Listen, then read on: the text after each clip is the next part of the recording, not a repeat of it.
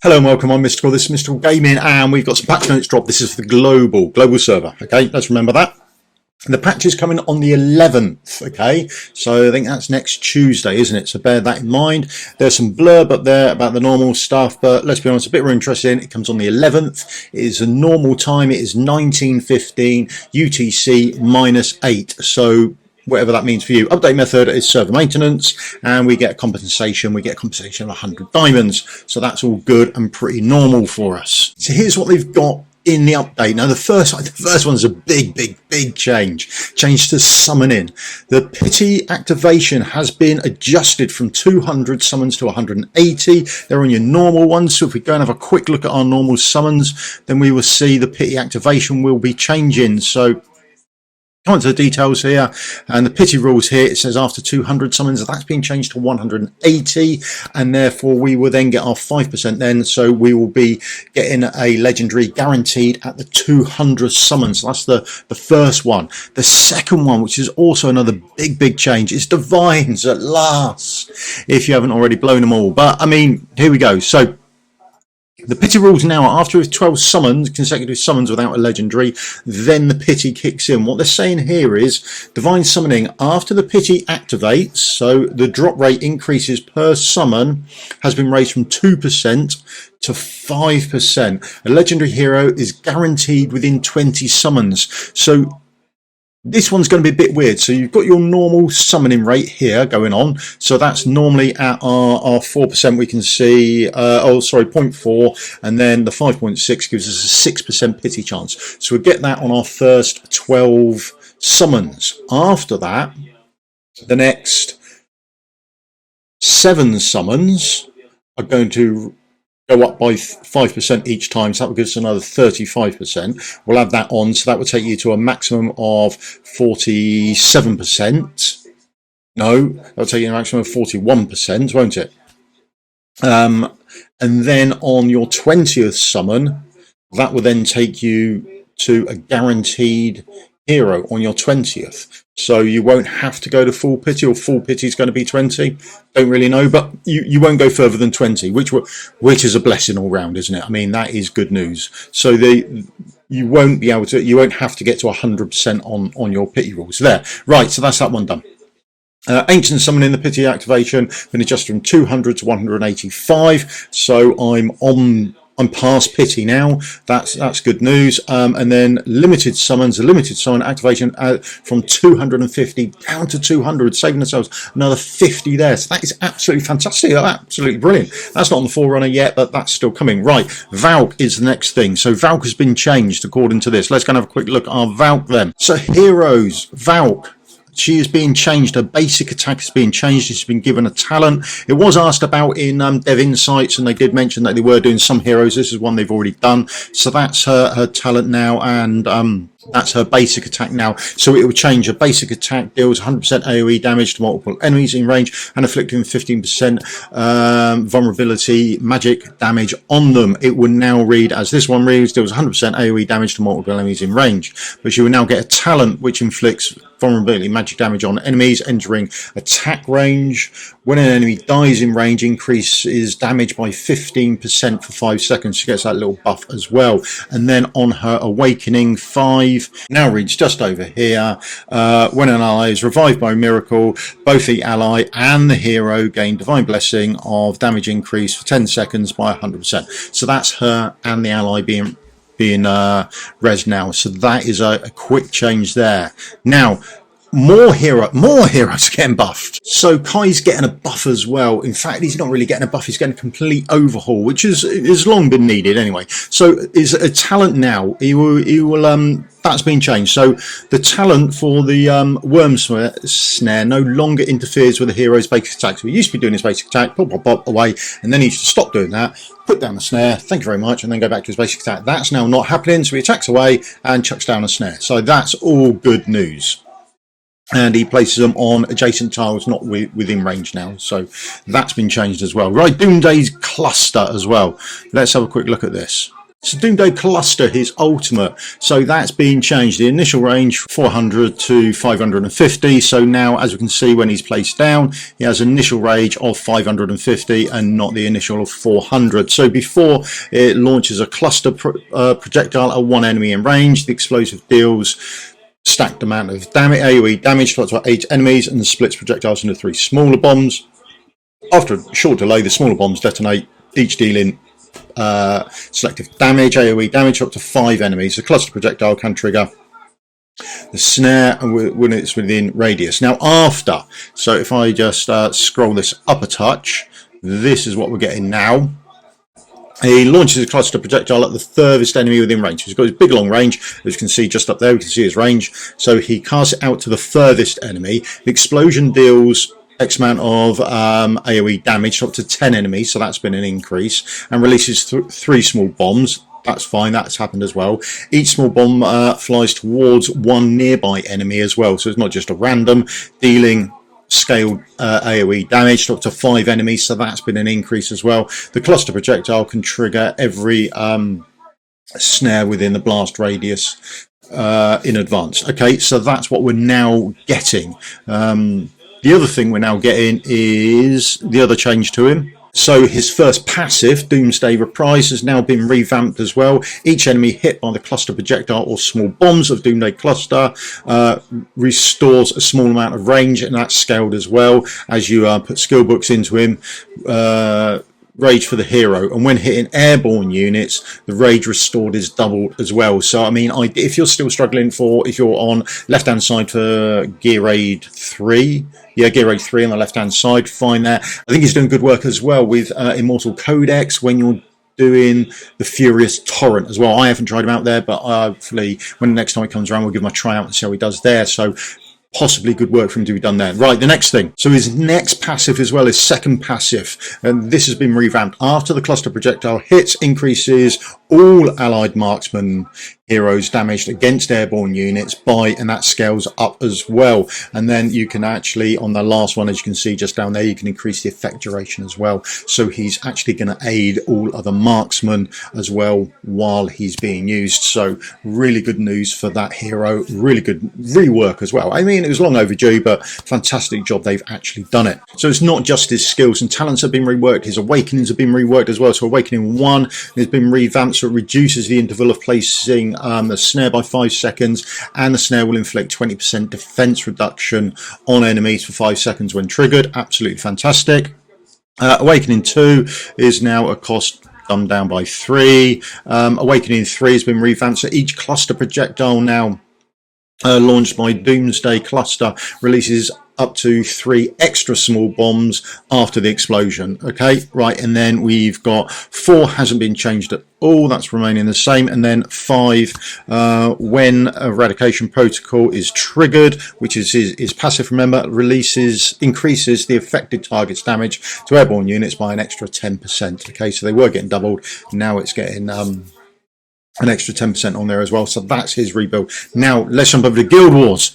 Right, so Guild Wars Season 6 will be starting, and it will be starting on the 18th of the 11th. Okay, so and that is midnight UTC minus 8 hours. Okay, so here we go as well. New season, Demon Soldier added. Demon Soldier Infernal Cleric has now been added to the game. The previous seasonal Demon Soldier Garnet Guard is now available from Gear Aid 1. We'll have a quick look at that in a minute. And if we just get rid of this, we can see this is the new champion, and he supports by giving extra magic resistance to his allies around him as well. So that's him. He's an epic one, and he is available from Guild Wars, as we can see there. That's where we get him from at the moment. That's his source. And then if we scroll up and see if we can find a Garnet Guard, we'll be able to see that they are now available from Gear Aid 1. What else is coming up? Maps updated. Central Keep and Tower have been updated to brand new maps. We want to have a quick look at those. These are spoiler, okay? If you're not happy with these, then look somewhere else. So these are the 2 new maps you'll be able to see. So you can see this one is for the defense tower, and then we've got one for the Central Keep. I'll do the green dots on there for the platform and the ground base units, so you can see where they're being used. Okay, so that is the new maps available for Season 6. Right. So the other updates as well. So the timing has been adjusted as well. So we're going from 180 seconds. We're now going up to 210 seconds. So your fights are now going to be slightly longer, which will be a good or a bad thing, depending on how you're doing. So something for you to bear in mind there. Adjustment to the update method for Guild Wars garrison teams gear and artifact info, changing from reading current gear and artifacts at matchmaking to allow commanders to manually update gear and artifact info. After you garrison in Guild War, the guild interface at the time of the garrison will be immediately recorded.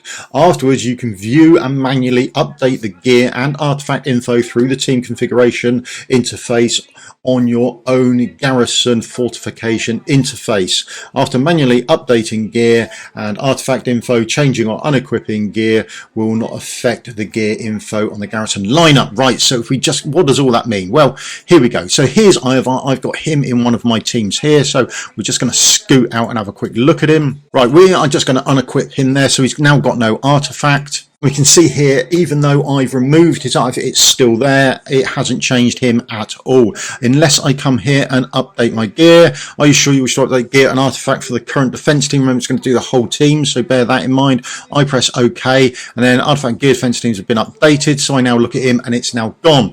And then even if I go back and put it back on him, it will still be missing. So bear that in mind. When you've garrisoned your team, it's all good. Make sure they're all right, and then remove them out. So all those people worried about getting up at stupid o'clock in the morning, this is a brilliant little change for us, okay? Optimize the Guild War points deduction experience. When there's a large point difference between the winning and losing sides, the losing guild will have a smaller Guild War points deduction, which is probably a good thing. Increases rewards for attacking central keep. Okay, so remember that. Attacking central keep will get you more rewards. Increases gold gained from attacking central keep, and the additional random rewards can be obtained. Well, the gold's no great thing, is it? There's not an issue within this game. Adjusted the replay loading interface, allowing you to check the level of demon soldiers used during loading. So be able to do that. Added email notifications when a member's garrison's position's been adjusted. Fine. Friendly face-off now include Guild War and Gladiator's Gauntlet. Okay, right. So friendly face-off now includes Guild Wars, brilliant, and Gladiator's Gauntlet. Added a new option, enable guild member face-off. The original enable face-off no longer exists and includes guild members. So right, this is how it looks now. So there we go. So you can have friendly face-off, and then you can enable guild members friendly face-off, that sort of thing, okay? So you can just do these as and when you like. So there you go, there's the friendly face-off options now. So that's had a small change, and the Gladiator's Gauntlet is now available as well, so bear that in mind. Gladiator's Gauntlet launches on the 17th of November. Eligible to participate, server group 5, so server ID starting with 5. You've got to be in the top 256 guilds from Guild Wars Season 5 and have cleared campaign stage hard 5 14, so make sure that's done if you're up there. Server group 6, so anyone starting with a 6, top 64 guilds from the Guild Wars Season 5 and have cleared again a campaign hard 5 stage 14. So if that's you, then make sure that your guild has done those bits to make sure they can all participate. Then it's got some blurb about Gladiator's Gauntlet. Gladiator's Gauntlet is a top guild elimination tournament that launches right after each guild wars season calculation phase. The number of eligible guilds depends on the number of registered guilds for the current seasons for Guild Wars on the server, hence why 5 and 6 are somewhat different. Group 5 includes 256 guilds, and on server group 6 it includes the top 64 guilds. So Gladiator's Gauntlet, the maps have been adjusted. So if you don't want to know, these are the two maps coming up now. We'll have a show of them. These are the Gladiator Gauntlet maps. One for, again, the defense tower, and one for the central keep. So bear that in mind. These are your two new maps. Right, you have a 2-day preparation phase for registration, followed by daily elimination rounds, during which only the victorious guilds can advance, and subsequent rounds. Defeated guilds in the semi-finals compete for an additional round for a third place match. Each elimination has 4 hour, that's all you've got. Team adjustment window with the final 20 minutes reserved for matchmaking, during which battles are suspended. Gladiator Gauntlet employs a single elimination format with no ties. The guild with the higher remaining total HP percentage of the garrison fortification at rounds end emerges victorious. Tie breaks are considered total number of destroyed soul cores, followed by the guild's regular season rankings. So that's how they get around it. So there are no ties. So also bear in mind that Gladiator's Gauntlet offers no per round victory rewards or contribution rewards, only single offensive rewards. The final ranking rewards are up for grabs. Claim your spoils during the ranking calculation phase. Guild eliminations at the same round share the identical rewards. We'll have a quick look at rewards in a second. Compared to regular Guild War seasons, each Gladiator Gauntlet round offers fewer battles, okay, yeah, and lower garrison fortification HP while maintaining the same number of demon captains used. Each garrison team can only be attacked once by the same commander. Right, there's a lot of gumph there. Let's jump into it and have a quick look. So, right, so your schedule will then look like this to start with, depending on how many groups you are in, and you will see who's winning, who's losing. And then if you win or lose on this, you'll face the corresponding, or at least we face the corresponding winning team on there as well in the next round. And that's how that's worked out. There's the ranking rewards. So wherever you get there, you want to finish up here to actually get your greed skin, and they're the rewards you'll get in as well. Okay, so bear that in mind. But if you all finish, if you are all in the top 16, then you will all get that reward, and that's how it works out. So a couple of things to bear in mind: you only get 4 attacks, you don't get the 8. You can only attack one enemy once, and also if you're using someone like Moore, bear in mind that Moore as a demon soldier, you only get 4 attacks. That's throughout the entire tournament. It's not per round, so bear that in mind, or at least that's how it was on the Forerunner server. Whether that's changed or not, I do not know, but you will only have your 4 attack, or 3 or 4 attacks with specialist captains, and that's for the tournament, not for each individual round. So also we're getting an increase in the drop quantity of the smouldering scales and the sanguine fabrics, and that is in Gear Raid 1, Gear Raid 2, Gear Raid 3, and Gear Dungeons 1 and 2. So we're going to get more of them. We've added 3 new tier 3 sets. So we've got the Astral Guardian here, just you can see that here, 2-piece and does 30% HP and 15% defense. Then we've got our 3-piece sets as well that are coming in. We have a look at those. We've got 2 new pieces there. We've got the Cataclysm set here. Upon landing a crit hit with a basic attack, increases the hero's damage by 9% for 5 seconds, stacking up to 5 times. Okay, so that is the new Cataclysm set there. And then we've got the Wings of Grace set here as well. Wings of Grace, healing effect 30, so you'll get that straight away. Increases the attack of a hero, and it actually does this now. It didn't work when it first came out, but it does do it now. So, but bear in mind that now this is a little bit weird. So it overwrites anyone who's got a lesser buff. So if you don't put down your Wings of Grace first when you're putting your heroes out, if you've got, like, for example, you put down your best DPS, then you put Dolores down, and then you put your next DPS down, and then you put someone with Wings of Grace on, what they're likely to do is put the Wings of Grace and the attack buff on Dolores, because she's probably got the highest attack, because she's got an invigoration set on as well, so she'd give herself 10%, so she might well have the highest attack, and it would overwrite the invigoration buff she's got on her. So do bear that in mind. It's a bit weird and funky how it works. You need to put that on your first hero going down, and then the rest afterwards. So quick word of warning with that. Right. Our exclusive gear coming as well. That's really good, so that we are coming when obtaining Mythic Tier 3 gear. Players have a chance to obtain exclusive Mythic gear with specific heroes and factions. Now, we'll cut over to those in a second, but I have been on my Forerunner, on my global server. I haven't used any. I've now got, I think, just shy of 4,000 each, so I'm looking forward to a really good little summoning session on my new Tier 3 stuff. So also the Tier 3 stuff tends to have better substats as well. Sorry, not Tier 3 stuff. The exclusive artifacts tend to have better substats as well, so I've been saving my resources for those. I'm going to roll those up. And of course, I've been saving my hammers up for those as well. So when that drops, I'll be able to use the hammers in there as well, and we'll be able to do all of that sort of good sort of forging stuff. Absolutely fantastic on the exclusive stuff. It doesn't have to be fitted to a hero. that it's exclusive for. It's just when you fit it to that hero, they get the substats for it, they get the extra bonus for it. So we're going to have a quick look at a piece of gear.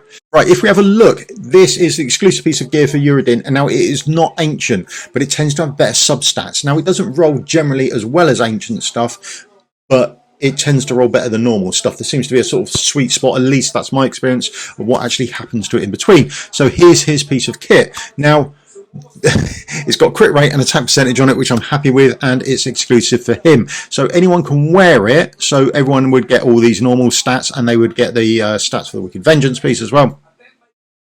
But he is the only one who gets the exclusive little extra bit down here. So anyone can wear that piece of kit, but he gets the added little bonus down there as well. So that's his gear. And it does roll somewhat better. Now, which exclusive gear we're getting, I don't know. Remember, this has come out in 2 phases for the Forerunner. So the Forerunner, to start with, had a certain number of champions. Then the next update on the Forerunner, there were more champions. So you may only get the initial ones to start with. Whether they're going to release them all or not, I don't know. We'll have to wait and see what happens on the 11th and see what we get. So people like, for example, Volker, she came round in the second lot. So if someone gets a Volker, then it's all the hero artifacts that have been, or exclusives that have come out. If someone doesn't, then not so much. There are a couple of other heroes as well that came on with the second patch, but bear that in mind, not all of them came off for this first time, and I haven't even seen anyone get a Dolores one at the moment. Apparently that's still in the pipeworks, even though the devs said they had no interest in changing Dolores's passive to be 100%. So exclusive gear, powerful addition, attribute will be achieved. Exclusive gear also has ancient and variant versions. Now, it doesn't mean they're going to be any good, because here's my bit for Setram. Obviously, I got a flat attack, crit rate, attack speed, and yeah, it was ancient, so that was nice. So I've got no attack percentage on it whatsoever as well, which is a crying shame. So when selling ancients or variant mythic gear, you will randomly receive some of the following rewards, and it is essentially the stuff you're using down here or over here to do your upgrades. That sort of stuff is the bit that you actually get, but also on top of that, you can get some of the hammer reshards as well. So you'll get some of these, but in the shard format, you won't get the full hammers as well, and that's what you get. Now, it was retroactive. On the Forerunner, we got a little thing in the mail, and it said there was a chest came through, and it said these are all your awards for bits that you've already sold. So hopefully that is in here as well. Yeah, after the update, we will send a compensation to commanders who have sold such gear before the update and via the email based on the number of gear you sold. For example, if a commander sold 2 pieces of ancient gear and 3 pieces of variant gear, they will receive ancient gear compensation chest ×2 and a variant compensation chest ×3. These chests will also yield aforementioned rewards at random. Yeah, so the variant stuff chest has different drop rates to the ancient chest. So you'll get 2 mails in your inbox. One will be for your ancient chest, one will be for your variant chest, and it'll be a number of them depending on how many you sold. You'll open it up, and quick as a flash, you will not get the rewards that you wanted. But I mean, that's about it. Thumbs up to Hero Gear interface. So if we have a quick look at the Hero Gear interface, we'll be able to see it there. So also added a thumbs up icon added to the hero interface. These labels are displayed by default and can be toggled on and off. Again, we've got the little toggle. Just move this out of the way. The little toggle has been added here, so we can toggle that off if we want. There we go, get rid of them, and we can toggle it on. So that's nice and easy for us as well. Right, quests and achievements. Added a reward enhancement feature for quests. Progress awards for daily, weekly, monthly quests will be gradually enhanced as they are completed. Additionally, each enhancement will grant an enhancement bonus. After the update, the enhancement will be conducted according to the commander's current progress. So you'll get that back then. So daily quest adjustments. So removal of the quest, successfully enhanced gear 3 times, change the quest, obtain 3 pieces of gear from gear dungeons to obtain 1 piece, added a new quest, clear faction trials. So that's the new quests there, and so unfortunately we've done all those today, so we won't be able to get those. I'll have a look at those. Sorry about that. Change of the Odyssey quest reward. Yeah, so achieve S or above ranking 3 times in different bosses in Immortal Codex. I'm sure we all remember that one, or you're in the process of doing it. So so to an unpolished legendary soul stone. So if you've already done it, you'll get one of these in the post, which is brilliant. If you haven't, then you've got that coming as well, so that's always nice. Added a new achievement, Dungeon Master, clear all gear dungeon stages to claim the reward unpolished legendary soul stone. So when you've cleared gear dungeon 1 stage 10 and gear dungeon 2 stage 10, both of them, you'll then get a legendary soul stone along with that achievement. Added achievement and medals related to Immortal Codex and ties. You can now view them. An achievement system for after the update. 128-day window login achievement utilized. Counts from the first Windows login. Any login on Windows devices counts towards your daily Windows login, regardless of previous logins that day. So that's been changed as well. And they've reduced the difficulty of some of the Odyssey quests. Okay, so that's the last bit on the quest time. Right, skins then. So the skin shop, this is what's now available or will be available in the skin shop. Here we go. These are the skins, Hollow, and then everyone's favourite tank. Right, there we go. Another little thing, again, it's just in others as well, and it's absolutely massive. Right, so let's go and have a look at this. Oh, campaign stage 10. So this is stage 10 now. We've got some guides coming out the first 3 around. We'll do the next 3 and we'll do some more added on and pushing forward with how far we can get.